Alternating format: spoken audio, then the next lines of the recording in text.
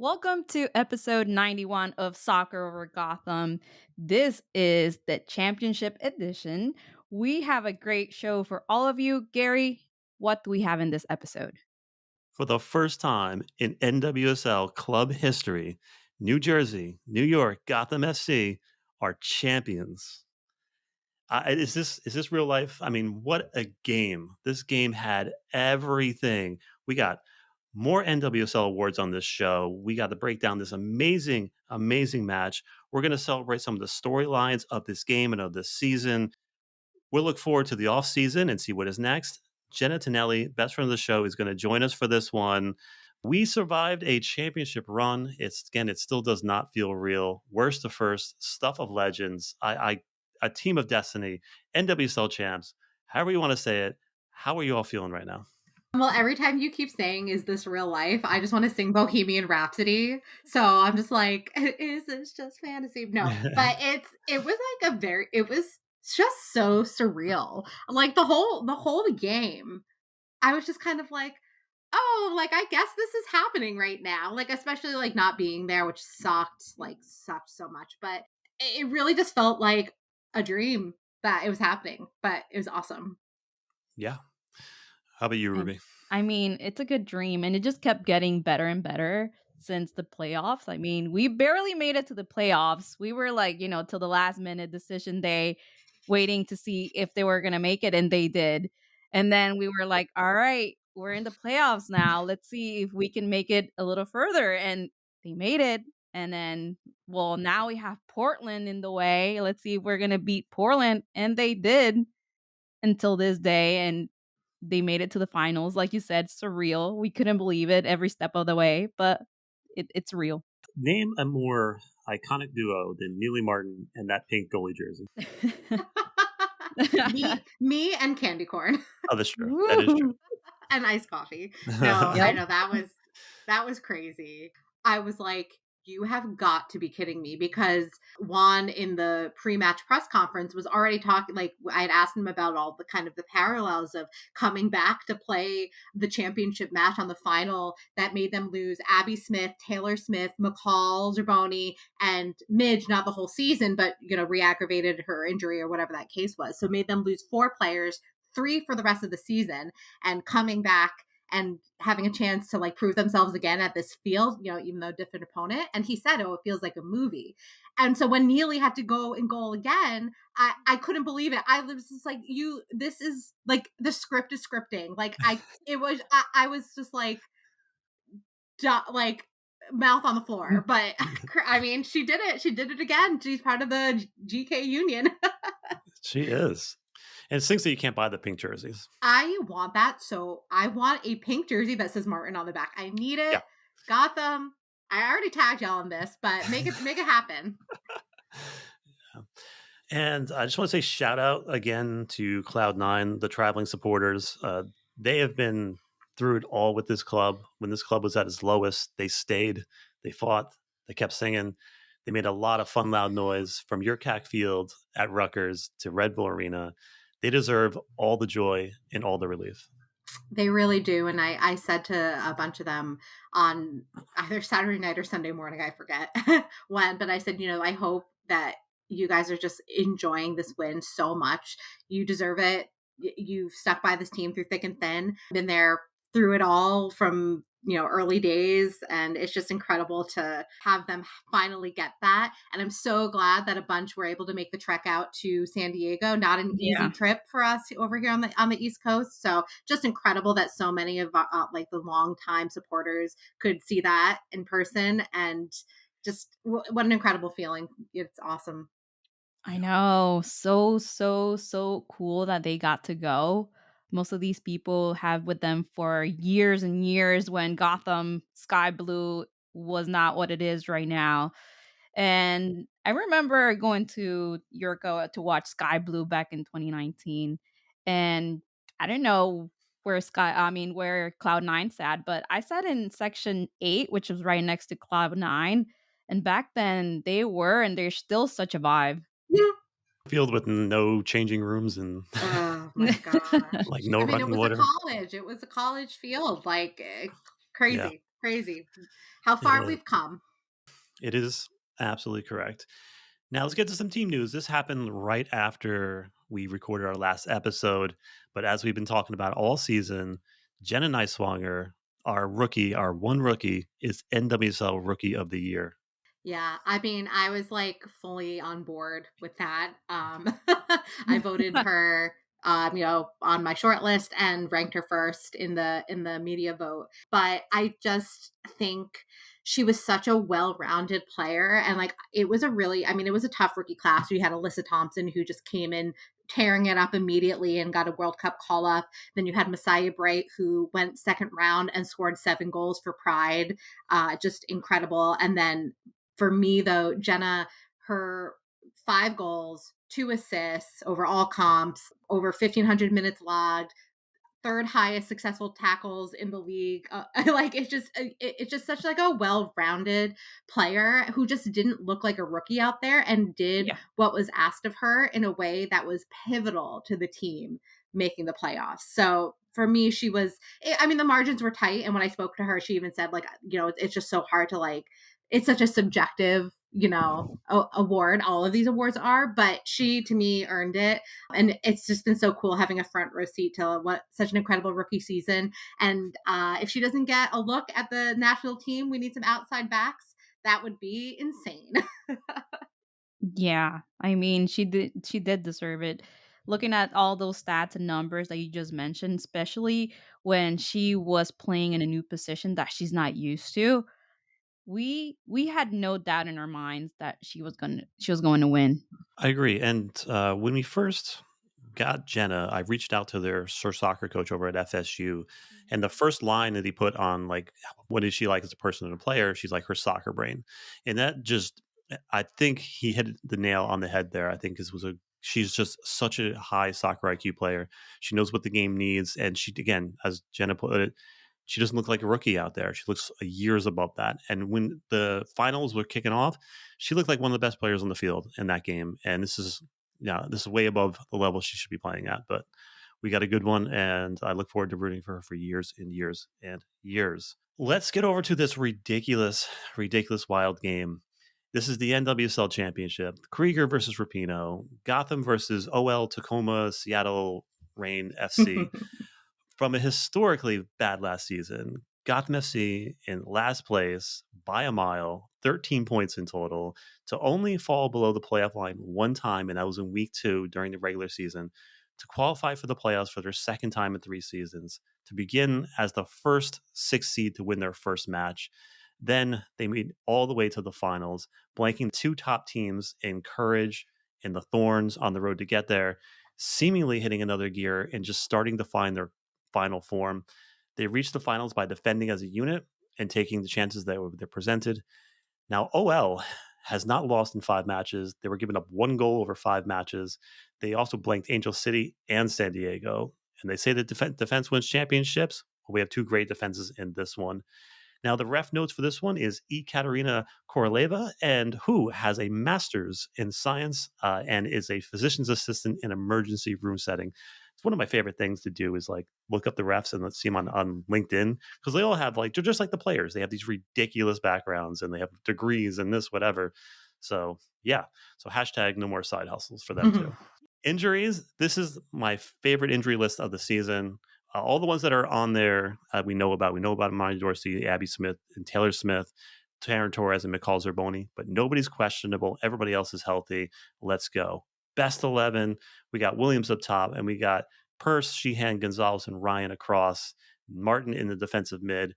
This back line of Neiswanger, Krieger, Lopez, and Bernina is fantastic. And Mandy Haught in goal. Now, I heard on the broadcast that Gotham has not gone back-to-back games with the same starting 11 in the regular season, and now has gone with 1 starting 11 through the entire playoffs, which is interesting. And Jenna, Ruby, your thoughts? Yeah, I mean, I was not surprised to see the starting 11. Juan has definitely employed some rotation. Some of it has been because of injuries. Some of it has just been because it's a very competitive training environment. But I really think that their playoff run was the strongest form that we saw the team in all year. Yes, they did sneak into the playoffs. It was a very tight table, but they just kicked it up a notch. And this was the starting 11 to do it. I said it on Twitter. Maitane Lopez was the best midseason signing of the league. She is so good. She's versatile, much needed height on this team.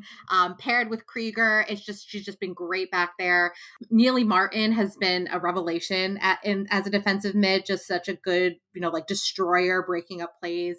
Kind of reminds me a little bit of Zerboni a little bit back there. And then, I mean, Delaney Sheehan has just grown all season. Just seeing her evolution this season has just been incredible. And, obviously Yasmin, Midge, Williams, I mean, come on. that's the trio. That's a trio right there. Esther, I mean, she's not, they don't call her the exterminator for nothing. And then Mandy's been solid in goal when she's needed to be called on. So yeah, I loved it. Yeah, like you said, Maitana has been low key really, really good for this team. And so have been a lot of players, like you mentioned, Martin, Sheehan, everyone has like evolved into what Gotham is now. And this is the last starting 11 of 2023. Like I said in our last episode, most likely it was going to be the starting 11 of the final for the final game. And it was. I feel like Coach Amoros has found something in these players, and why fix something that's not broken? It has worked. It worked through the playoffs. Why not in the final game? I mean, in the beginning of the season, like Jenna said, we had a lot of rotation, especially because the coach was new. He was trying to see what everyone was bringing to the table, and we finally found it. And I'm so glad to see all these players out there. And I mean, so much talent out there on the field. And also, I forgot to mention Jenna Niswanger and Bruninia on the wings. What just crazy good players to fit into one system, this high pressing system where we just have like these two young, fast, technically skilled players able to just run up and down the flanks like that. I mean, it's just, and the two of them, I think, have like a very, very cool bond, and it's working really well. So hopefully that's something that sticks around this team for a long time. Yeah, and I love how they have like this chess ideology for the Yes. team. So pretty much if you know how to play chess, you can move anywhere in the table. So this is what's happening with Gotham right now. Pretty much doesn't matter what position you play, you have to be ready to move around the pitch like a chess board. Yeah, I love that. It's so great. And I loved at the end of the game that Jesus and Neely were playing some chess on the ground. And I tried to get them to tell me who won, and Jesus just said soccer won. Aw. That's a True. good answer though. I know. Jump into the game. This was, I would say, about as dialed back as a Gotham as we've seen all season. Still with the high line, but they're not really pressing unless it's advantageous. So for the first time this playoff, Gotham seemed a bit nervous early. It's been all business for Gotham so far in these playoffs, but you could tell the moment was getting to them early on. And I think Gotham did exactly what I said they would do, which was own the flanks. OL strength is on the wings. So Gotham had Midge pinned to the right sideline, and then we had Nicewanger pushed up high on the left side. 0 accurate crosses from the top crossing team in the league. Gotham hit another level in these playoffs. They would just not be denied. So I just wanted to get your initial thoughts on this game as a whole, and then we'll talk about the moments of the match, your emotions, thoughts, stuff like that. So I think for me, when Pinto went out, that was going to be. I was very interested to see kind of what happened, because I think for both teams, obviously for Reign, it's devastating, but for both teams, it kind of sucked a little bit of the air out of the game. I mean, 5 minutes, basically nothing was happening, and then all of a sudden that.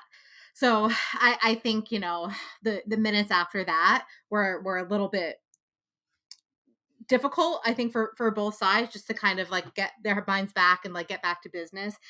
Overall, I would say that even though there were some moments where perhaps Gotham needed to, adjust to the moment, there was never truly a moment in the game where I thought that they lost control. I think overall I wasn't nervous. Like, I didn't feel like they were like things were getting out of hand. There were times where they had to make some adjustments. They did.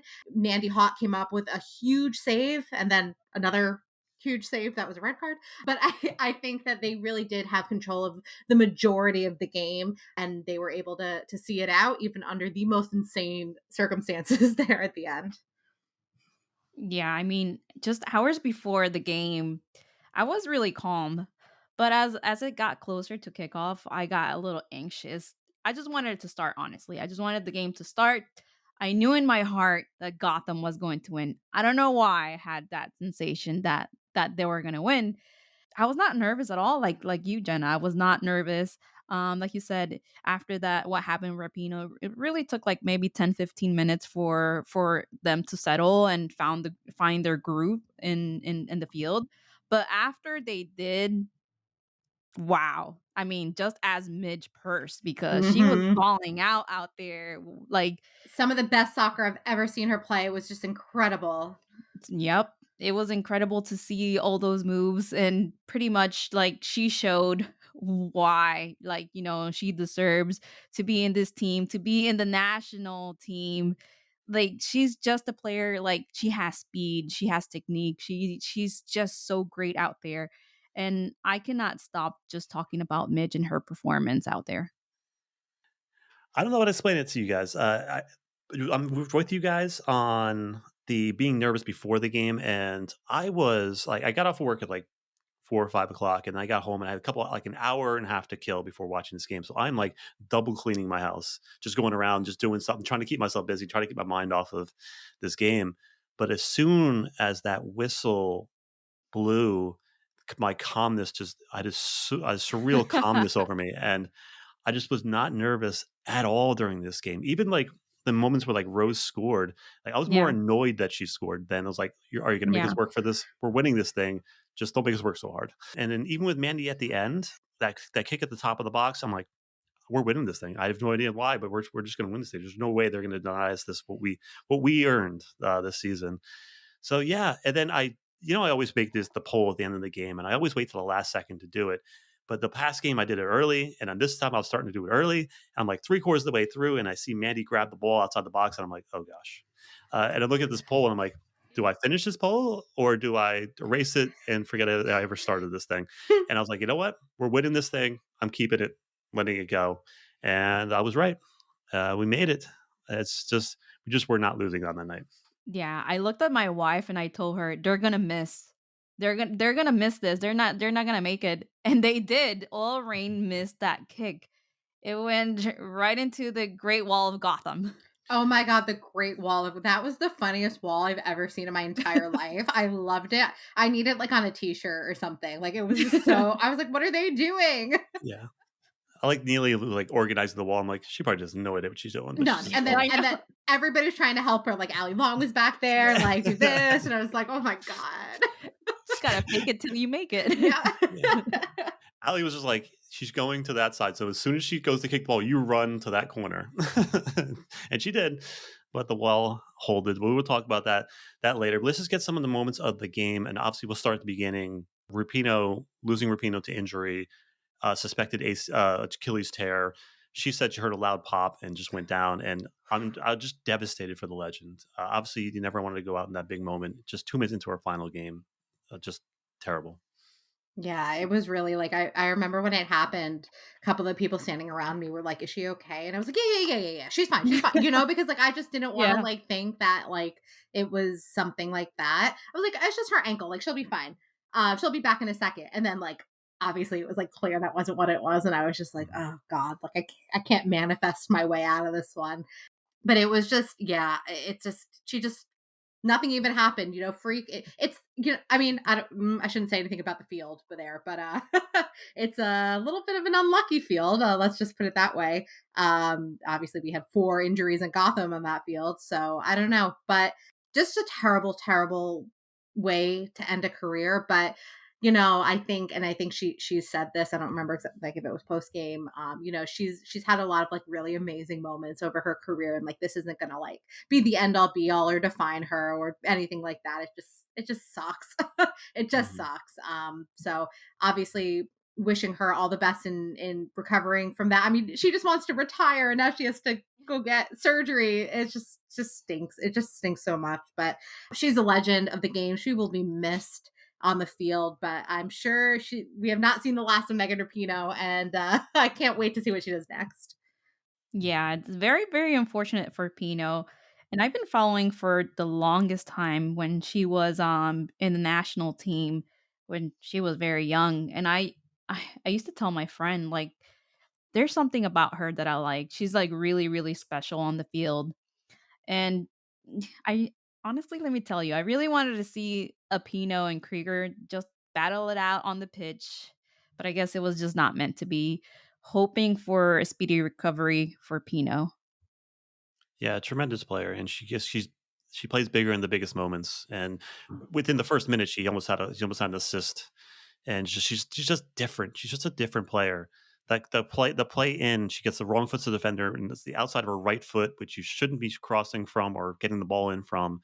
And she just does things differently, and she's amazing. And I'm just sad for her, but I want to just thank her for everything she's done for the sport and the LGBTQ plus movement, and everything else that she's done.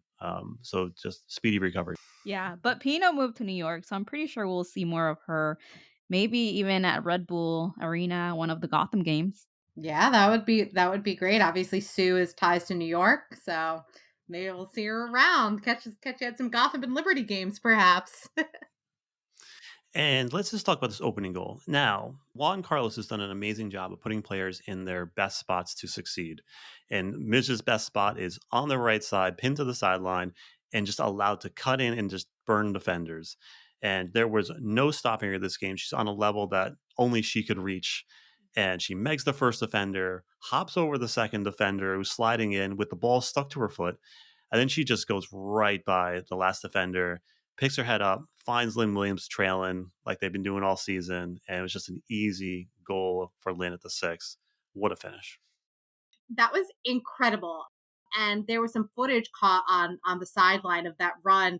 I think it was Brittany Alvarado. It was just I'm speechless watching what she did. That was crazy. It was just like a new level unlocked, and Lynn just right knew exactly where to go. It was just it was beautiful. It was just a Mhm. beautiful setup, beautiful goal. Midge was just shining. I mean, I'm sure we'll get into how she earned MVP later in the show, but she's just so earned, just from that moment. Yeah, just from that moment, like you guys said, she unlocked like I don't know. I know she's trying to get a higher score on the game, the FIFA game. Oh, that's right. I- so I'm pretty sure now she has a higher score there because what she just did is like unbelievable. Just amazing and she just kept getting better and better as the game progressed and her confidence just kept building up too. All right. So before the game, they were showing the FIFA cards, and they had Midge Purse and they had Heideman's cards up there, and they were both the same in dribbling. And I was like, look at them, like, how is that even possible? I got to get Nicole Baxter on the phone. That's right. Uh, yes, Backs, fix it. yes, back. I'm gonna get her on the podcast. Just talk about that. Be like, okay, you're done. Like, just finish. Make that right. But yeah, and with going back to Rapinoe's injury, with Rapino out, Roosevelt had to step up, and she stepped up. She got them with a high line with a perfectly timed run, beats Mandy Hot. Mandy was stuck in the middle of the goal. There's no like she made herself as big as she possibly could make herself. But what a strike! It's even at that point. Yeah, I mean, I was looking at the at that Rose goal. Maybe Mandy could have come out a little bit more to cut off the angle, maybe. But when you have Roosevelt coming at you like that, I really just think there's not much you can do. So definitely, I mean, that goal was not on Mandy at all. It was like perfectly timed run from Rose, and then just Rose doing Rose things. I totally agree. She was the star for OL. She was tearing it up. She was really the focal point of everything. Just a great goal from Rose, classic Rose. But like you were saying before, Gary, even when they scored that goal, I still was like, they still got it. Gotham still got it. I still Mhm. Yeah, felt pretty confident. it's true. Yeah, those were my exact thoughts about Mandy. She could have gone up a little more just to cut the angle. She did extend her arm in the right direction, but she was not going to be able to stop it. I mean, a healthy Rose LaBelle is dangerous. It is. And also my wife wants me to say that Rose faked Mandy out by opening her hips, which made Mandy think she was going second post. So she couldn't have done better. It was really good on Rose and nothing Mandy could do. So that's the Adriana Tonelli analysis. You heard it here first, folks. Yes, and I agree. Rose is special.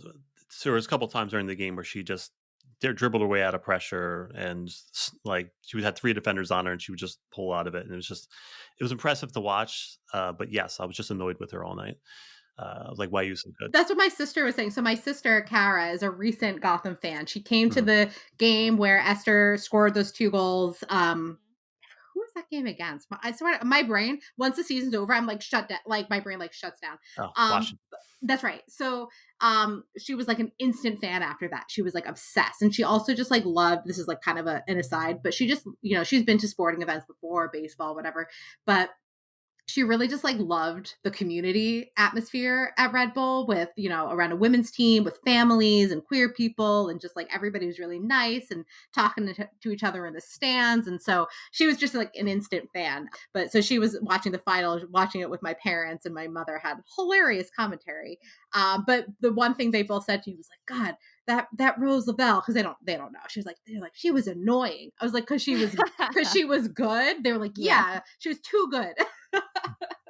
She was too good. And there was one thing in this game that shook my confidence just a tad, was right after Rose scored, they went back down the field, and then Midge hits the post, and Delaney Oh, Sheehan takes it down, hits the crossbar. And we've seen Mm. that in the second half of games a lot this season, where it just seems like it's just not going our way, even no what we try. So that was like, oh, that was crazy. So what do you think about that? I I know. I held my breath. I was Mhm. holding my breath. I was hoping for Mitch to get a goal. I mean, like I said, she balled out during the game. That would have just been like a cherry on top for her. yeah, and I obviously also wanted Mitch to score. That would have been amazing. And also Gary, just like you said, I was like, oh, here we go again. Here we Mhm. go again. Like this is just like Gotham just keeps. They love that post. They love that woodwork. But so I did kind of get like a little bit like, oh, but at the same time, it was like, no, no, no, it's good. They're attacking. They're causing issues. This is a positive, even though it's so frustrating that they just love that post. Getting ready to go into halftime. But if you guys know anything about this team this year or last year, they don't stop. They keep fighting. They fight to the last minute, to the first whistle, to the end of the whistle. And right before half, Esther hits a poster perfect header, perfect ball in from Midge, and Esther separates herself, puts it in the back of the net. What a way to go into 2-1 at halftime. I'm curious your thoughts, your confidence level at halftime. High. I think they going into the half with a lead was huge. I mean, Gotham has been a great second half team this season. They've come back from being down multiple times in the second half of games. So even if they went in tied, I wasn't like going to be overly concerned about it. But I think going in with a lead was just a huge confidence boost. And especially with such a great set piece header, which we haven't seen like a ton of from them this season. So I That was our think first I think one. it was what?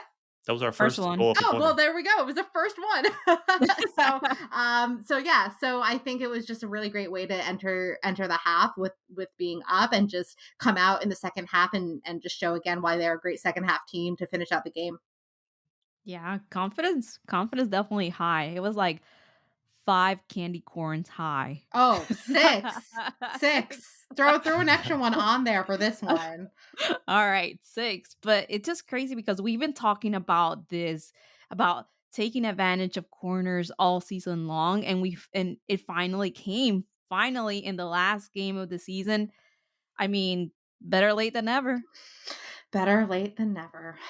But I think the goal of the season now for me is that Katie Stengel Portland goal. Like, because what the hell? Mm. That was just Yeah. unreal. It felt like we were getting what we deserved, because this team has put on incredible performances. They press teams into the corner flags, but they haven't had that final just hitting the post again, hitting the post, hitting the crossbar, those things. But like finally felt like we earned this, and I was like, once that went in, I was like, okay, it's done. But getting back to the second half, it was very back and forth. Gotham wasn't really pressing the issue as much, and they were really sitting back further and just playing for the win. And you always had to keep your eye on Lavelle. She spins out of traffic in the middle of the field, finds Lasco through, and Mandy made an incredible save. She waited her out, picked the right side, and just was a tremendous save. And that was definitely the save of the match. Yeah, absolutely. I think had that goal been scored, it might have been a different game, but Mandy came up huge. I think it kind of took the wind out of Rain a little bit to be denied again. Yeah, that ball had gold written all over it, all over it. But Mandy just calmly stays in position, keeps her eyes on the ball, waits for Lasco, and just dives for an amazing save. It was incredible. She really did like took the confidence out of Oil Rain and with that save. Lavelle said in the post game about how much Rapinoe has influenced her game. And you saw what I was talking about early on about Megan using the outside of her foot to play that ball through.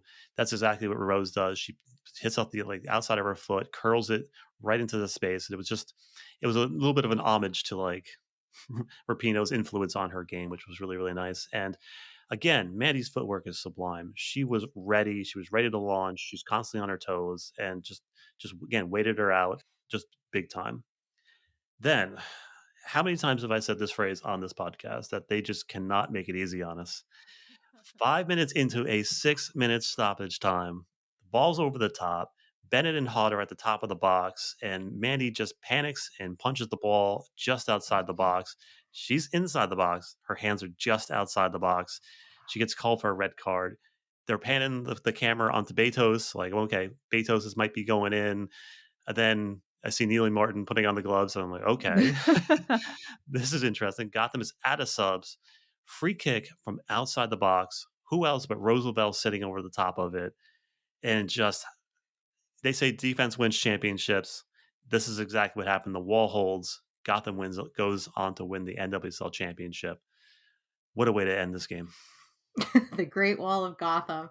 Yeah, Yes. that was just so crazy. There was actually one point where I had to turn away from the screen, Oh. but I was like in a room that had like screens on all the walls, so like that didn't work. Mm. But I was texting with Sarah, who is writes for the local W and has a podcast of her own, the Women's Soccer Show, and she was there, and I was like, "Tell me what happens! Like I cannot watch. Like I literally cannot do this." And so she was giving me like the play by play, which was nice because she's also like a full minute ahead of the stream. Yeah. So I knew before the rest of the room like when they had won, and I was just like, so I got my camera out and I was like ready to film everybody in the bar. So that was cool that I like knew that it was coming. But yeah, that was just like that, like you said, Garrett, can't make it easy on us.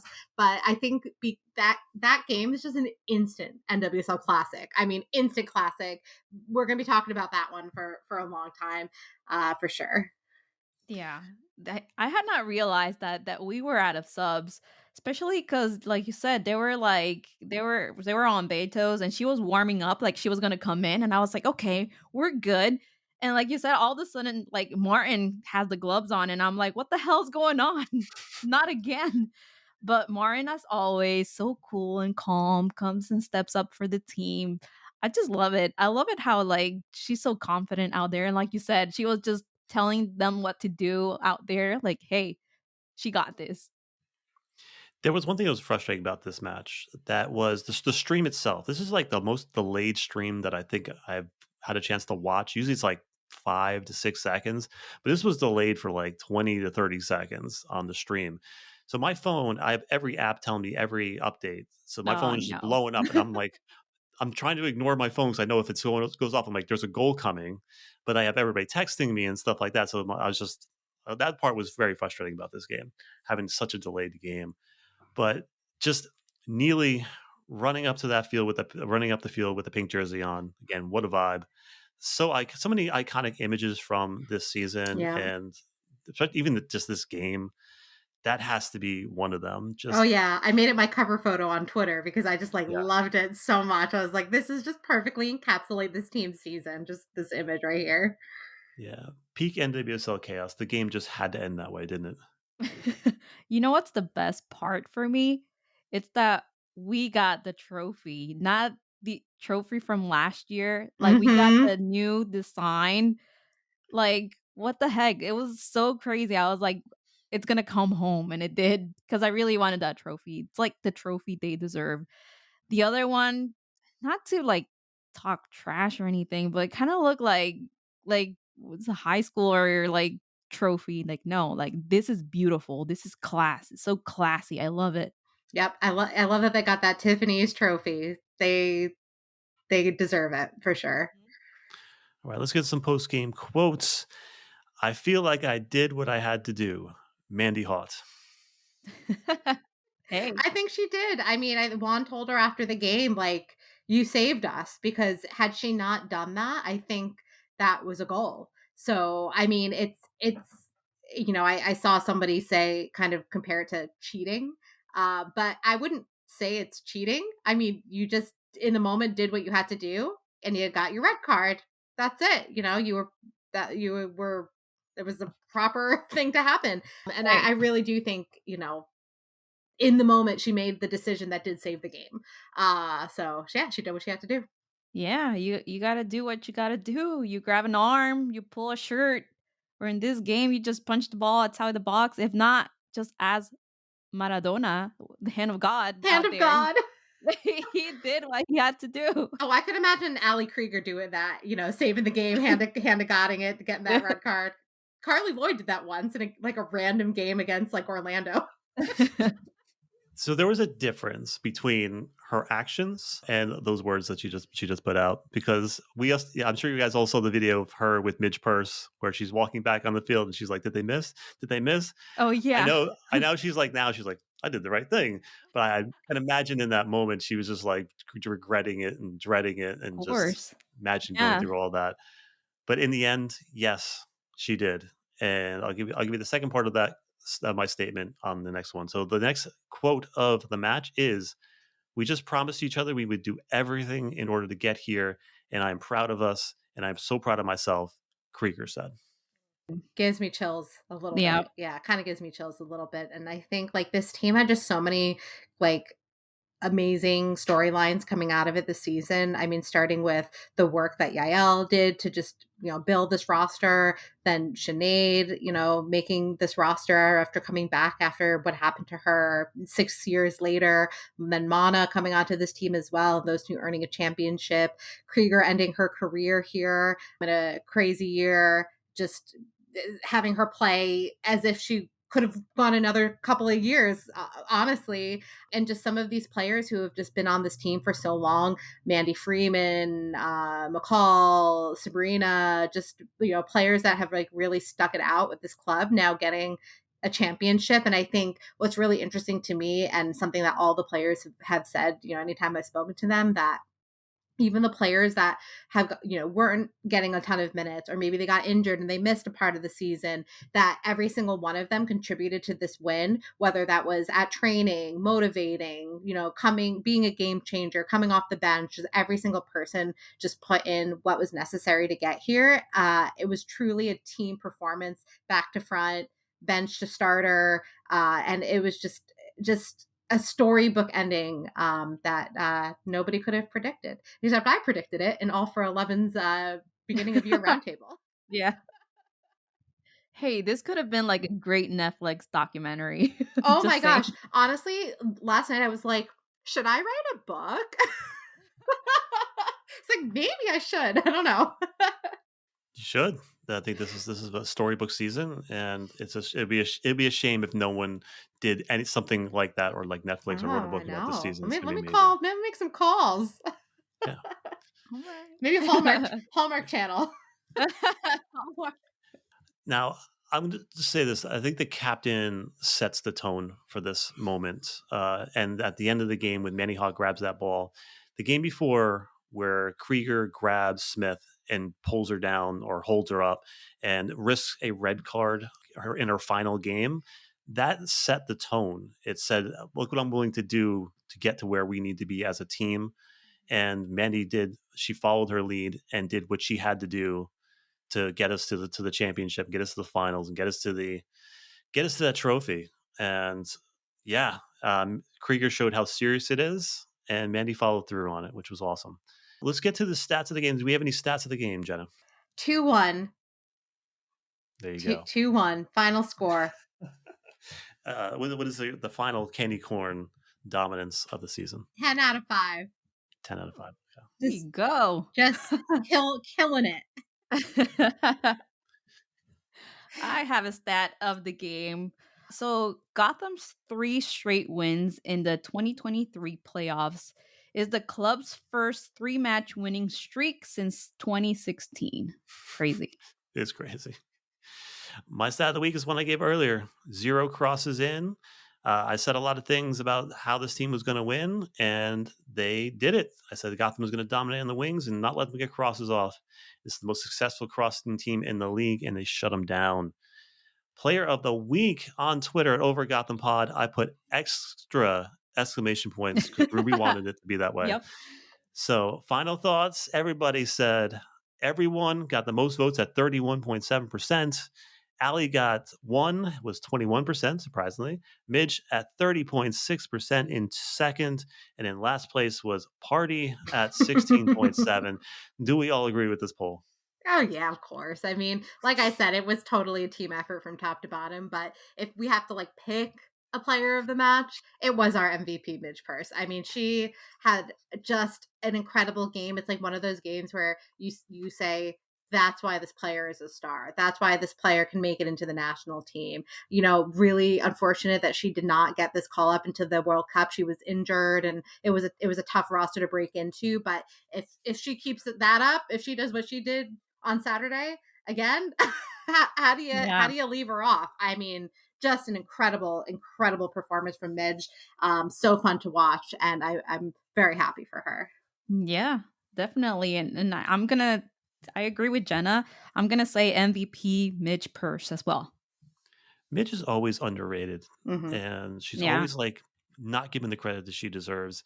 And just like, uh, so I was talking about on the Rebel Discussion podcast about players that like, you kind of want to root for, and she's an unreal person. I mean, you're talking about a Harvard graduate on like the Harvard board, producing a TV show. She was just doing a podcast. She has her nonprofit with the Black Women's Player Collective. She's an unreal person, and she's super, super talented. And all indication is she's an amazing teammate.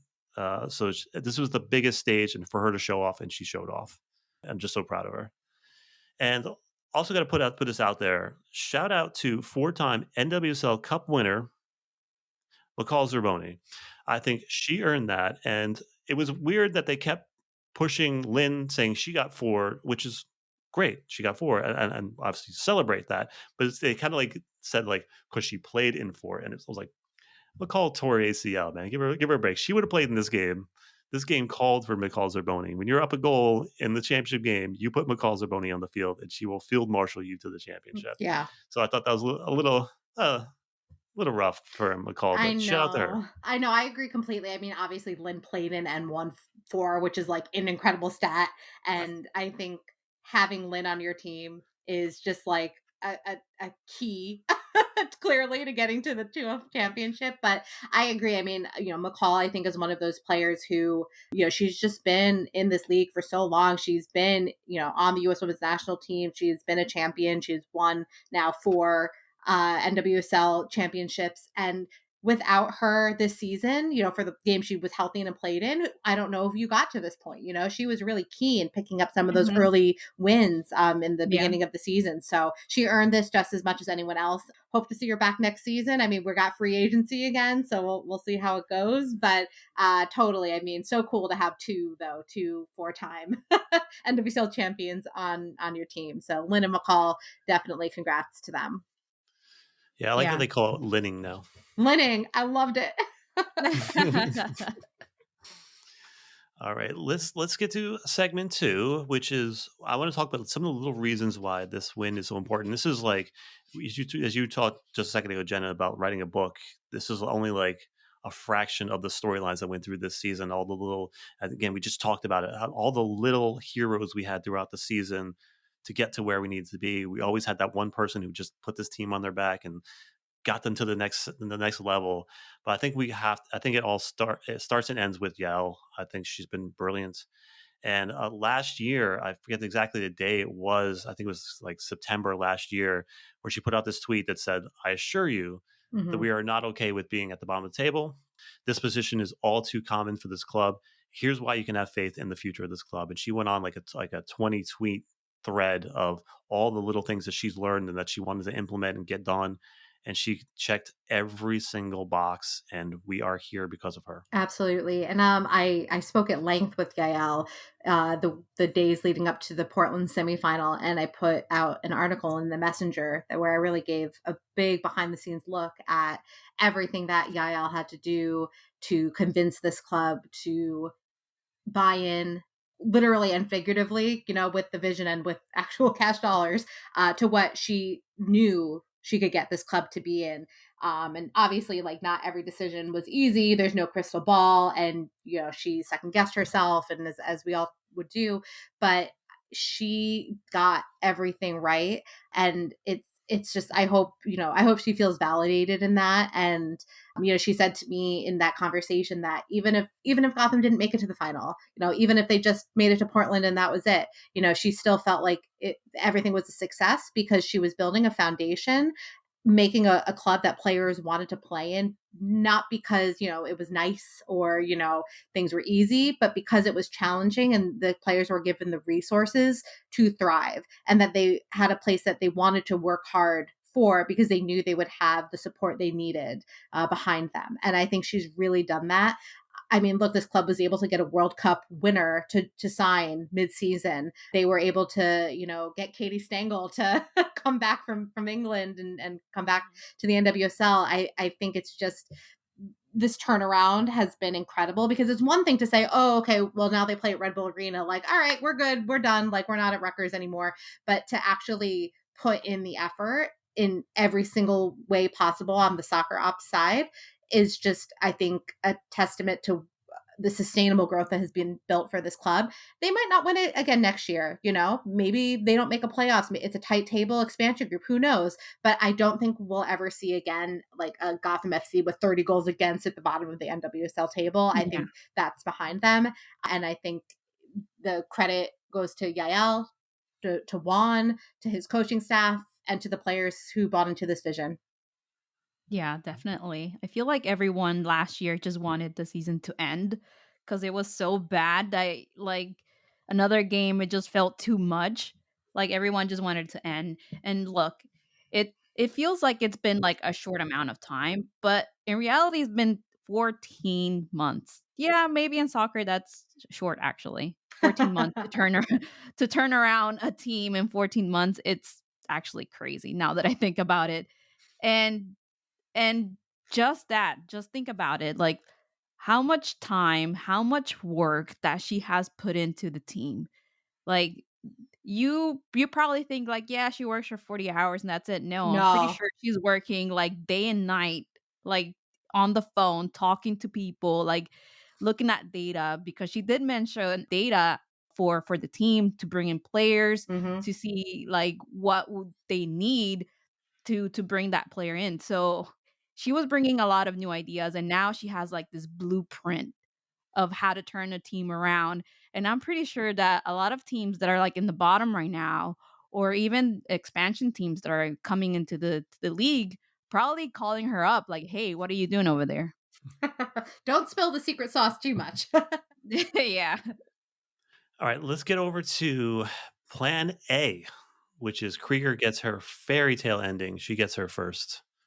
Couldn't have written it any better. That's really all I can say. She deserved it. She's earned it. She has done so much for the sport. She has been an incredible athlete, incredible motivator, leader, and soccer player, and she deserves this. And it was so cool to see the team rally around her. I'm just so happy for her. Yeah, so happy for her too. And she mentioned that she was thinking about the idea of retiring even last year. I'm so glad she didn't do it last year because this Yeah. year We needed for real. her. Yeah, we definitely needed her, and she definitely needed a trophy and a win. And when I say we needed her, it's not that, just like, I don't mean Gotham. I mean like the league. I think having a player like Allie get the send off that she got this year was just really important, because I don't know how many Allie Kriegers we're going to get again as the sport evolves, as maybe people don't have as long of careers, and even now, just like having a player play at that level until they're 39 years old is just like so unheard of. Yeah. So I think it was just so cool to like give her that last season and have her play some of the best soccer she's played, especially like in the center back role. Obviously she's played midfield, outside back. She's played all over. So I just think like we a as soccer fans are just so incredibly lucky to have gotten to see that and watch that this season. Yeah, I think as I said earlier, as Krieger sets the tone and she sets the example for everybody else. So whether she's not playing next season or whatever, the things that they've been able to watch from her and learn from her, I think are going to carry over in all those players' lives for the rest of their careers. She was just incredible, and she did everything right this season. Everything. Now, this is a very incredible moment, and it gets didn't get a lot of it as much attention as I think it should have. But Sinead and Mana getting their trophy after the time away and everything they went through was so incredibly emotional. Just so proud of them. It says a lot about this team. Yeah, that hug at the end when Mm. they hugged each other, that moment was powerful. Yeah, I mean, I think again, a storybook ending, just to have everything that happened to them, having them blow the lid off this league and come forward and explain what not only happened to them, but just kind of showcase this culture in the league of abuse that was just happening and nobody was doing anything about it.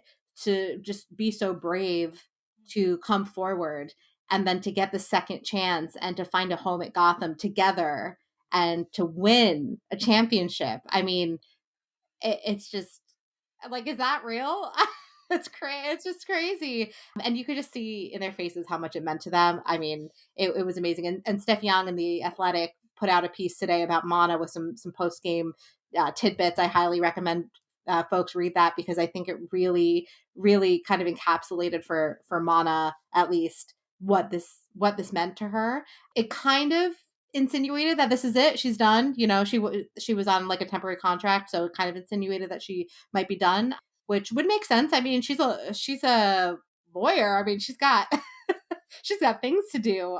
Sinead, I don't know. That'd be cool. I hope she stays. I don't know what that's going to look like. I think she's a free agent or for restricted free agent. I'm not. I have to check my roster notes.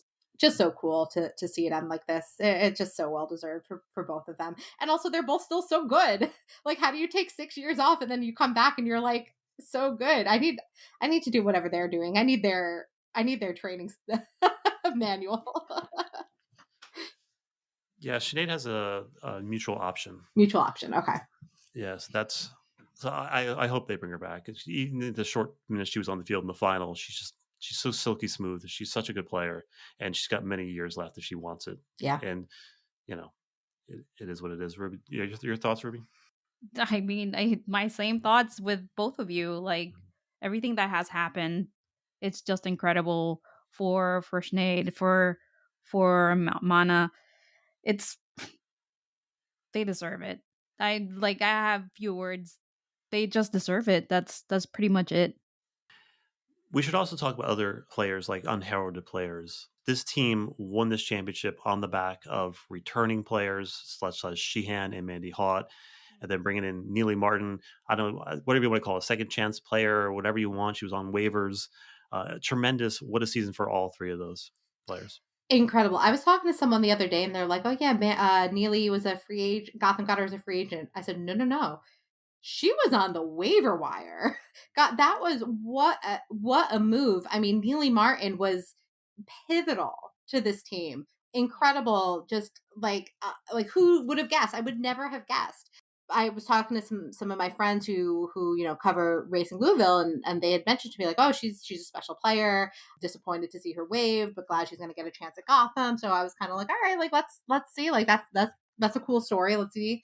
And just like you said, Gary, without her, this season is a different team. So it was really, really cool to see what she was able to do. Yeah, she really stepped up when Allie Long wasn't playing. Yeah. And if I said this before the playoffs, or probably the first game of the playoffs, I said that the young midfield was going to either break us or they're going to carry us to the championship. And they were spectacular, especially in this game against one of the most experienced midfields in the game with Lavelle, Fishlock, and Mhm. Sonnet. I think they bossed them around for most of this match, and just so good, so super good to see them grow. And for players again like Sheehan, who was drafted here, wasn't given any minutes, had to go overseas. She didn't get all that many minutes over there, but she came back, and then what a special player. What a Yeah. unique special player. she plays soccer like nobody else, and it's incredible to watch. And I know she's got another level to get to, but yeah, thank you, Sheehan. Yes. And I think we also need to talk about just how good this is for the team in general and in the market and all that. It's honestly, it's just good for business. And Jenna, do you think this is going to give us a little bit of a boost in attendance? I sure hope it does. I had a little thread on this on Twitter the other day, and I wrote a little bit about it in an article I put out either yesterday or today, I forget, in the local W, I think it was yesterday, about the watch parties, which were packed. I mean, there was packed watch parties around the city. And I think there's, the topic of Gotham's attendance has been a hot topic amongst everybody in the league. You see a New York, New Jersey market and you wonder, why isn't that stadium filled? I think there's a few reasons for that. I think one is the location of Red Bull Arena is a nightmare. Whether you're in Jersey or coming from the city, it's not very easy to get to unless, you live like a 30 minutes away or something. So just grabbing those New Yorkers who are, having to take 3 subways to get there or drive, an hour and a half like I do from Queens, because public transit takes even longer than that. It's tough. So I think that's a factor. Those Sunday games are just a nightmare. So that's a factor. But I also think Gotham has only been trying to capture the New York City market for a couple of years. And that's something that takes time. People say like, oh, like even when like the Mets suck or the Yankees suck, like they still pull people. I'm like, yeah, because those teams have been around for decades and they've won stuff. Exactly. So that's why people go to those games. It's not like, oh, Gotham, they're in New York. Oh, all of a sudden, like thousands of people are going to go. Like, that's just not how it works. So it's going to take time. I think that this win, if it doesn't boost attendance, like then we're in the twilight zone, because like that's insane.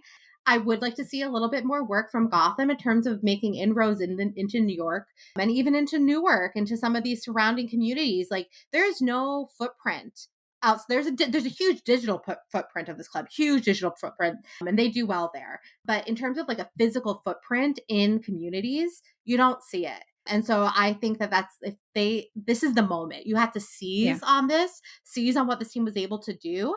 And it's not just about national media attention, it's about local media attention. They should be on ABC7. They should be on New York One. You should have flags in bars that showed the game. Send them a scarf, put them in the window, So I think that's something that I would like to see happen a little bit more. But I do hope that this is like the impetus for Gotham, who they were 7th in the league in terms of average attendance with about 6,000 per game. That's not good enough. These players deserve 10K at least every night, unless it's a challenge cup on a Wednesday. Like, I don't know what you're going to do there, but they really deserve a sold out lower bowl at the very least. I would like every game to be like that one time Alex Morgan came. So I hope this is the start. I really do hope this is the start of that, because it's possible. It's possible. They could do it. They could really blow that attendance out of the water. So that's my little soapbox. No, but like you said, like these watch parties, like people overflowing these bars to watch the game. That's really amazing, and I think they should keep going. They should do the watch parties for away games. Keep doing that to keep building a community of soccer fans and Gotham fans, because once you like start going to these like watch parties, you make friends. Yes. And then your friends like, are we going to the game? And of course, that's how you're going to build your fan base. And I think they should keep going with the watch parties for all the away games. I agree. And to their credit, they have done watch parties. They usually do one in Jersey, one in Brooklyn. But I think you have to do more. You need one in Queens. More. You need one in Manhattan. You need one in the Bronx. You need one in Staten Island. Like, you have to. There's just so much. And I think this is what people don't understand about New York, New Jersey. Yeah. You have endless options of how to spend your nights. Endless options. So why should you care about Gotham? You have to like prove it to New Yorkers and New Jersey folks. Like, why should I care? And there's so much to care about with this team. Even when they were crap, there was still so much to care about with this team. So I think like there, again, sports is a business and there is money to be made here. That's, I think, is being left on the table. And I do just think that this this win, if they can't use this to like give the players what they deserve and get those butts and seats, like then it's crazy. But I think it will. I do think they will. I mean, I'm like a positive person, and I think they will see a bump. I do. I think more season tickets will be sold following this win. I think people are going to want to, buy in early. I mean, you kind of miss the really, really early buy-in, but you can Yeah. still buy in a little bit early. So I think we will see that. And you mentioned like areas that are like 30 minutes away from Red Bull. I am 30 minutes away from Red Bull. So I think like this area will be really good in Morristown area, Morris County area. I think they could like find a good crowd here to go to the games. But that's, But just that, my two yeah, cents. you're exactly right. It's not just New York. Like there is a whole area of northern and central Jersey, and I will admit, Nubia, if you're listening, I will admit Central Jersey exists this one Yeah. time only. That I think would love a watch party in their neighborhood because they can go, they can meet people, like you said, find people to go to games with. Yeah. It's so I totally agree. I think community footprint is huge. I think some teams like Angel City is one. They've done really, really well in creating that community footprint. And I think that's the model, to get people knowing that Gotham exists and get them out to games. Yeah, I agree with all that, and I also think that this win in this season proved that New Jersey, New York is a destination place right now, and bringing on Esther and Maitani is not a small thing. And I think that signaled to the rest of the soccer world that players want to come here. They're going to find a family here, and they're going to have fun, exciting soccer. And we're doing something different here. So I think this offseason, I think Gotham's going to be fielding a lot more calls than they're used to about from players asking if there's anything going on there that they can be a part of. So I think that's going to bring in more players, more eyeballs, and bigger name players, and it's just going to grow from here. Juan Carlos is doing an amazing thing by setting a beautiful example of what women's soccer teams can be. They can be exciting. They can be data driven. They can be everything that the men's teams can be. And I think it's just a big boost all around. I think this is in the right direction. I can't see it stopping anytime soon. So it's official. The off season has begun. This is the shortest off season we're going to have because we're so used to like having a month off to relax a little bit. We're just we're so out of this early. But now we got our attentions turned to the NWSL college draft. We got free agency. We got the 2 expansion drafts, which I'm dreading. And it started yesterday with the trade from Orlando. It's begun. So we're getting no break whatsoever. So what are you most looking forward to in this offseason, Jenna? I A break. was looking, yeah, I was going to say sleep. It's like so funny. I mean, I literally right before we started recording was looking at flights to California for the draft. So I Wait, don't what the draft is in California? well, I don't know that for sure, but I usually it's coupled with the coaches convention, which is in California. So they haven't announced it. I'm just like making an assumption. I guess it could be anywhere. I guess, but I was just looking. I was just looking at Yeah. flights. I don't know. And what Yeah, what are the well, prices? Tell why me. not? Oh God, hotels are even worse. Hotels in January in Mm. California, like people want to, I guess, like get to the warm weather. I don't know. I've never been to California, but anyway, no sleep ever. But I am looking forward. Well, not looking forward, but I am interested to see how this expansion draft goes.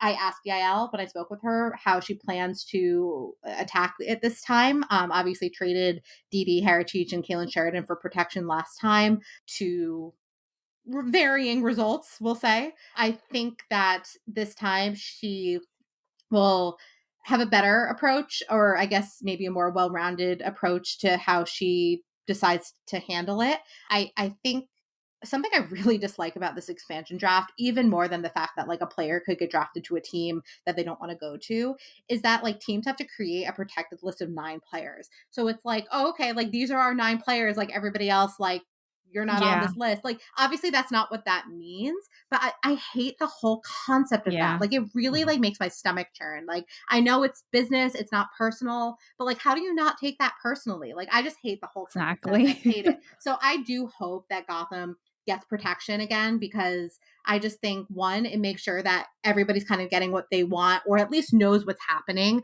And no, there's no surprise. And then you don't have to make that stupid list because I just think that's awful. I hate it. I just hate it so much. College draft. Yeah. Well, so expansion drafts December, college drafts is January. I'm just so bad at the college draft, keeping up with like the prospects. I know Gary, you're a little bit better at that than I am, actually a lot better. So I will be picking your brain as we get closer. But yeah, I think it's so fun to see like the newbies come into the league. So I just love that. Yeah, the free agent class is ridiculous this year. And now the free agency is there, and there are more players in the pool. There's always been talented players out there. I don't see any reason why the expansion draft should continue. I think they can build their teams out that way. And as you're talking about, like, I don't like the idea of pulling players away from the teams if they don't want to be there. Agree. Agree. Right. I hate that.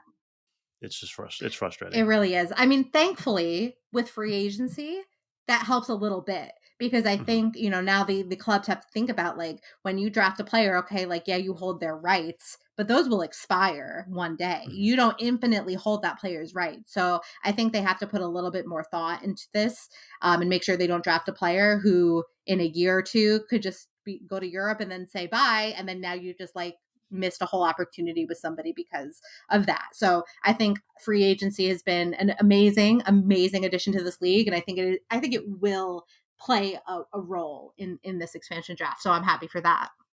Yeah, and talking about free agency, let's talk about Crystal Dunn. She's looking for a team out there, and I'm just saying Gotham should make a move.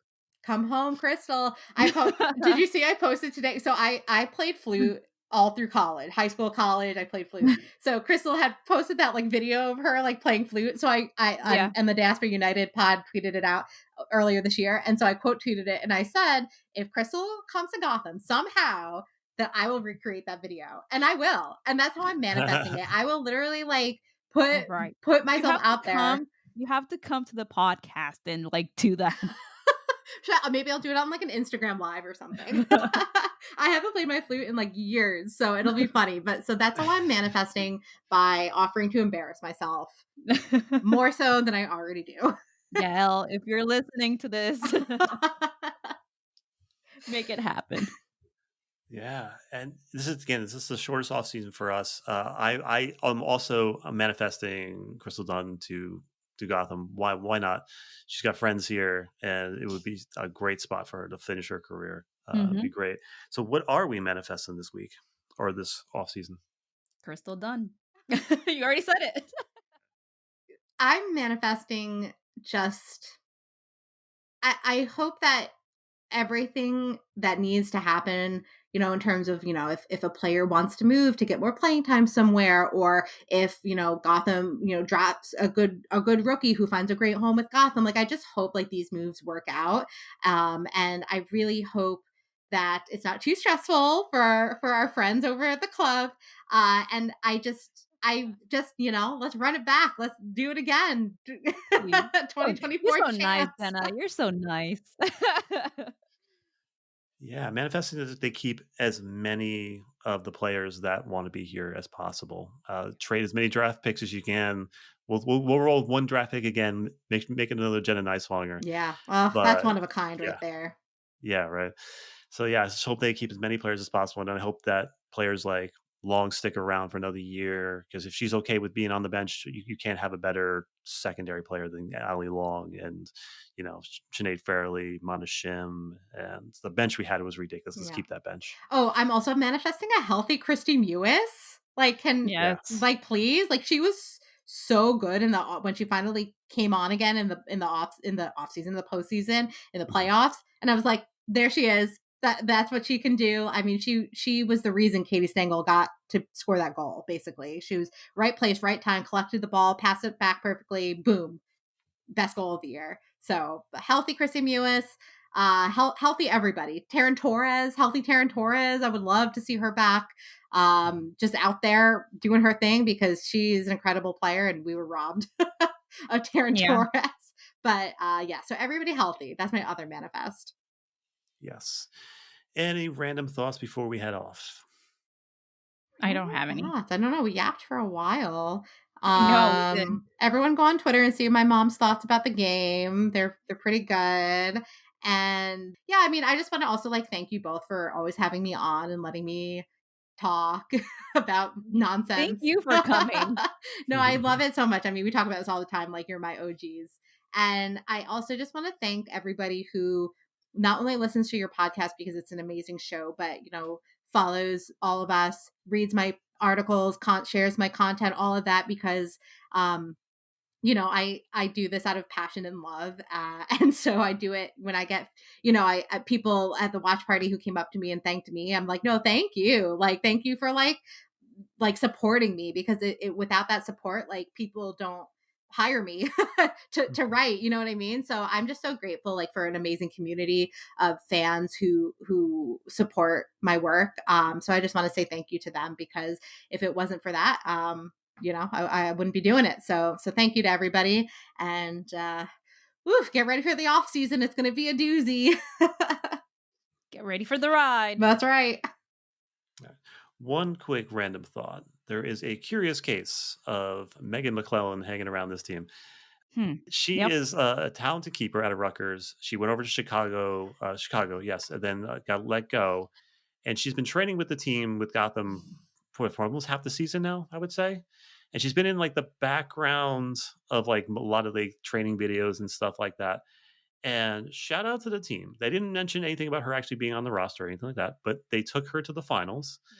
And it was, and just to end on this, it was amazing to see Gotham brought, you know, Monty Dorsey, Taryn Torres, Everybody. all those players, yeah, Everybody. everybody to the Everybody was finals. there. So Yeah. I did ask about Megan McClellan, but I didn't get an answer. But I my Juan mentioned her at a press conference. I think she must be. I'm guessing here. I think she's on a temporary contract because of Abby's injury. It would be really cool. I mean, I don't know if they'll have 4 keepers again. You know, 3 seems to be the number. So I don't know, you know, what the keeper roster is going to look like. But I think, yeah, it's really cool to have like a local, you know, talent out of Rutgers be on the team and train with Betos and Mandy. So yeah, I mean, if I ever find out the deal, I'll let y'all know. I tried. Yeah, Betos is a free agent, and you know, if you can read my thoughts on the expansion draft on soccerovergotham.com, I broke it all down for you. So I'd be shocked if Gotham rolled into next season with Abby and Mandy. I'd be very happy if they did, but I don't know. I don't see it happening. So having McClellan stick around, she most likely, or it's a very good possibility she be on this roster next season. So rooting for her. Go Rutgers. All right, and just as you said, Jenna, shout out to all the independent content creators and mostly like you and everyone else, like who are mostly unpaid most of the time. They put their energy, their time, and their life into all this stuff. We, as a collective, we lift each other up. We lift this league up, and you know, this league would not be where it is without all these independent content creators. We were there when nobody else was, and they can try to ignore us. They can try to act like we don't exist, but we are still here. And shout out to all of my podcast friends, Diaspora United, Shea Butter FC, Purple Pulse. I cannot get through this thing without you guys. And yeah, again, we grow this sport together. And the fans, as you said, Jenna, they're the best. We survived all this together. Let's keep going. Let's grow this thing. All right, we will see you soon. I don't know what's next. We're in this void. There's so much to talk about, but I don't know what's next. Maybe we'll bring back the Twitter Spaces. Can you even do that anymore, or is that gone? I think you can. Yeah. Okay, we'll figure that out. But maybe we'll bring that back when we get like our off-season news dropping. Remember how fun that was last year? So maybe we could do that. Bring those back. Yes, we should. All right, everybody. We will see you soon.